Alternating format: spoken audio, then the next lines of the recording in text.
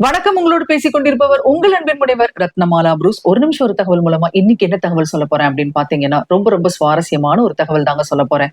British பிரதமரா சர்ச்சில் இருந்த சமயம் பெர்னாட் ஷா என்ன பண்ணிருக்காரு அப்படின்னு சொன்னா, தன்னுடைய நாடகத்திற்கான 2 டிக்கெட்டுகளை ஒரு கவர்ல வச்சு அத்தோட ஒரு லெட்டரையும் வச்சிருந்திருக்காரு.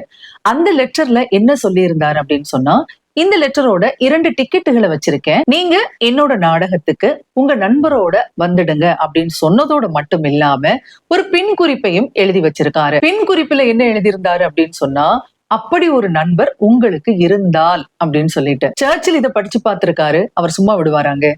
அவர் நேச்சுரலாவே பாத்தீங்க அப்படின்னு சொன்னா நக்கல், நையாண்டி எல்லாம் செய்யக்கூடியவர். யாருன்னே பார்க்க மாட்டாரு. அவர் என்ன பண்றாரு பாருங்க, இதே டிக்கெட்டை ஒரு கவர்ல போட்டு அவரும் ஒரு லெட்டர் எழுதி வைக்கிறாரு. அந்த லெட்டர்ல என்ன எழுதியிருந்தாரு அப்படின்னு சொன்னா, நீங்க அனுப்பின தேதியில என்னால வர முடியாது, ஏன்னா நான் பிஸியா இருக்கிறேன். உங்களுடைய நாடகம் 2வது தடவை நடக்கும் போது இதே டிக்கெட்டுகளை அனுப்பிச்சு வைங்க, நான் வரேன் அப்படின்னு சொல்லிட்டு அவர் என்ன செய்யறாரு பாருங்க, பெர்னாட் ஷா மாதிரியே ஒரு பின் குறிப்பை எழுதி வைக்கிறாரு. அந்த பின் குறிப்புல என்ன சொல்றாரு தெரியுங்களா?